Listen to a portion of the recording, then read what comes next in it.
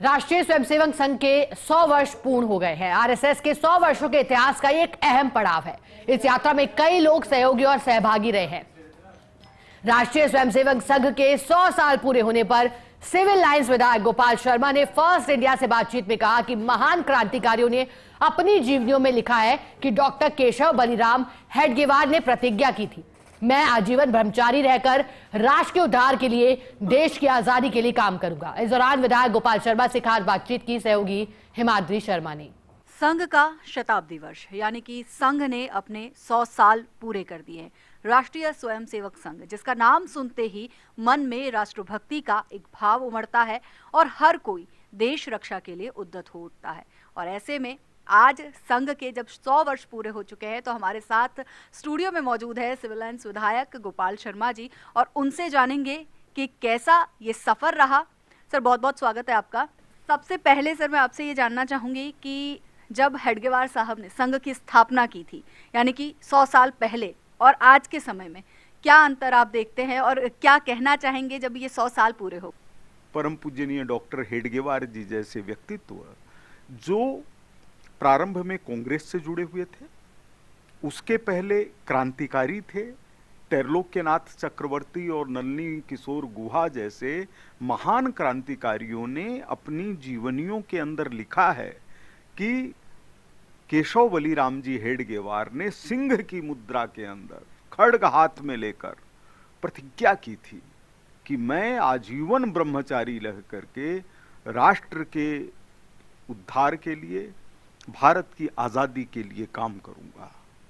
दुनिया में इस तरह का कोई उदाहरण नहीं मिलता।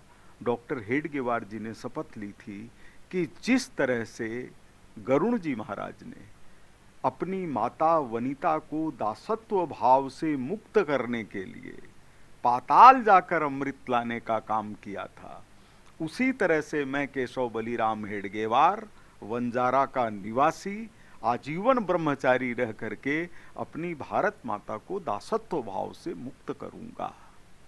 तो संघ की जो स्थापना हुई, वो संघ की स्थापना हुई भारत की आजादी के लिए, और भारत की आजादी अक्षुण्ण रहे, क्योंकि जब मर्म देख लिया कि जो जो हिस्सा भारतीयता की भावना से अलग होता है, किसी संप्रदाय के कारण वह अलगाव सोचने लगता है, तो उसका एक ही तरीका है कि लोग इस धरती से एकांतिक और अव्यभिचारिक प्रेम करें।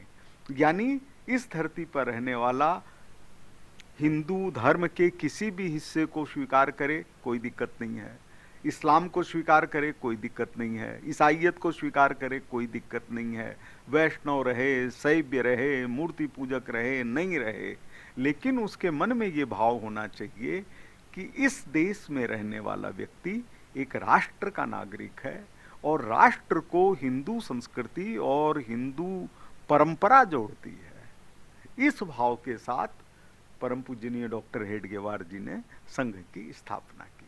संघ का हर एक स्वयंसेवक डटकर खड़ा होता है और राष्ट्र को फिर से निर्मित करने में, राष्ट्र निर्माण में अपनी अहम भूमिका निभाता है। इसको लेकर किस तरह से देखते हैं, क्योंकि 100 साल का समय कम नहीं होता है, क्योंकि कई तरह की परिस्थितियां बनी होंगी। 62 के युद्ध का परिणाम आया और नेहरू जी ने कहा कि सारा देश एकता कैसे दिखाए, तो उन्होंने संघ के स्वयंसेवकों को कहलवाया, अधिकारियों को कहलवाया कि आप लोग 26 जनवरी 1963 की परेड में भाग लें। 3000 स्वयंसेवक परेड के अंदर संघ के गीत बजाते हुए हमारे सैनिकों, जवानों के साथ परेड में शामिल हुए। प्रधानमंत्री नेहरू जी थे। लाल बहादुर शास्त्री जी, 65 का युद्ध आया और ऐसी स्थिति हुई कि कहीं हमारे साथ ऐसी घटना नहीं हो जाए जो 62 में हुई थी, तो उन्हें राष्ट्रीय एकता परिषद की बैठक बुलाई और राष्ट्रीय एकता परिषद के अंदर उन्होंने तत्कालीन सरसंघ चालक गुरु जी को बुलाया और उनसे कहा कि हमारी ये जरूरत है। तुरंत लोगों ने कहा कि दिल्ली की ट्रैफिक व्यवस्था हम स्वयंसेवक स्वीकार करते हैं।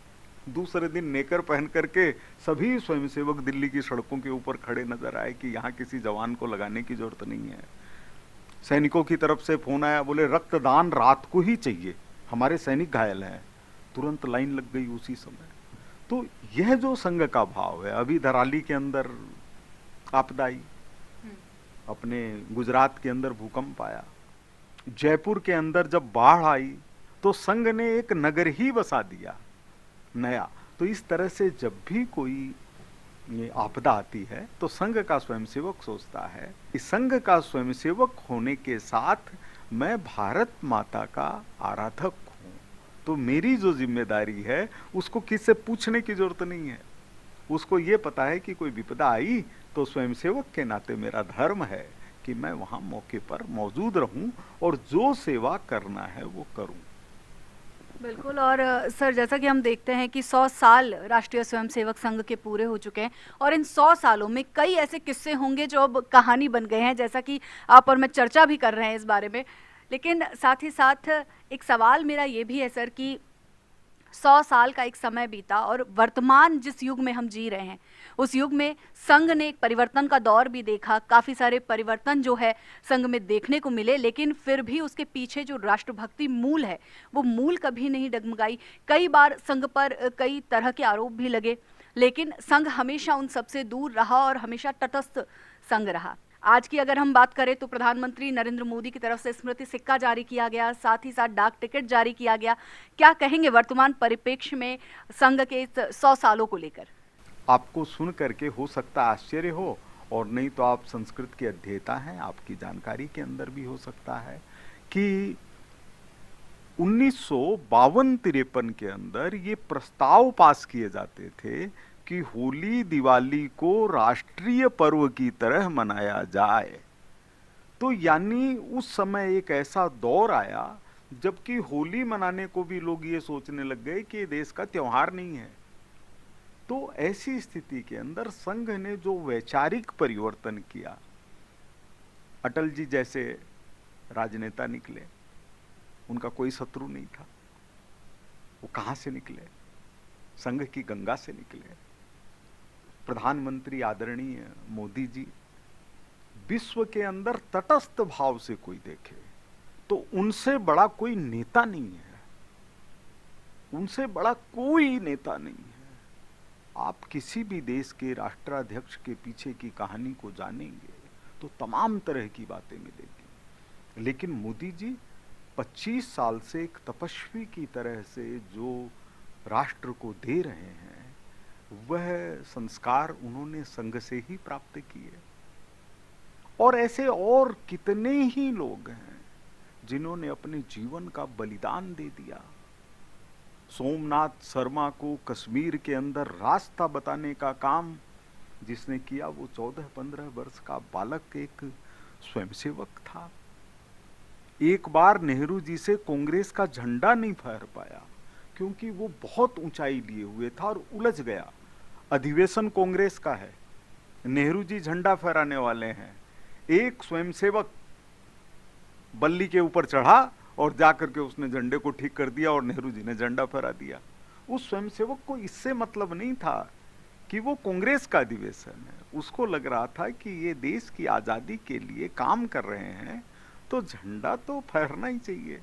तो संघ की जो भूमिका है वो इस तरह की है कि जब 1967 के चुनाव के अंदर लोगों के अंदर बहुत विरोधाभास हो गया, राजनीति के अंदर बहुत दूषिता व्याप्त हो गई, उसमें से गौ हत्या बंदी का आंदोलन निकला।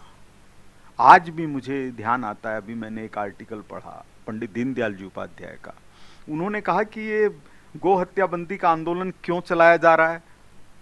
उसका जवाब उन्होंने दिया, राजनीतिक कटुता को दूर करने के लिए। कांग्रेस और दूसरे दल जो हमारे साथ राजनीति के मुद्दे पर साथ नहीं हो सकते वो गोहत्या बंदी के मुद्दे पर तो साथ हो सकते हैं। तो यही संघ का मूल भाव है।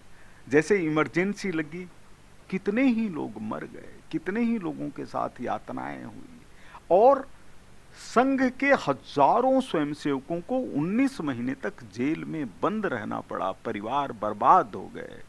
लेकिन जब इमरजेंसी हटी और तत्कालीन सरसंघ चालक मधुकर दत्तात्रेय देवरस बाला साहब जी बाहर आए तो उन्हें पहली बात कही, भूलो और माफ करो। ये है संघ के का विचार। जो लोग संघ को राजनीतिक चश्मे से देखते हैं वह न्याय करना नहीं है, क्योंकि संघ का जो विश्वास है वो राजनीति में है ही नहीं। उसको तो जो संघ की प्रार्थना इस समय मंत्र के रूप में उद्घोषित है, नमस्ते सदा वत्सले मातृभूमे, उसका निष्कर्ष ही यह है कि कैसे हम भारत माता को परम वैभव के ऊपर पहुंचाएं और परम वैभव में सभी सहयोगी बने, ये सबसे बड़ी बात है। लेकिन जो सहयोगी है उनको दूर तो नहीं किया जा सकता। संघ ने राष्ट्र निर्माण में एक तरह से संघ के प्रत्येक कार्यकर्ता ने नींव की ईंट की तरह काम किया है, अपना नाम उत्सर्ग किया है। और सर बहुत बहुत शुक्रिया आपका कि आप हमारे साथ स्टूडियो में आए और अपने विचार हमसे साझा किए, क्योंकि आज का दिन बेहद खास है हर उस कार्यकर्ता के लिए जो राष्ट्रीय स्वयंसेवक संघ से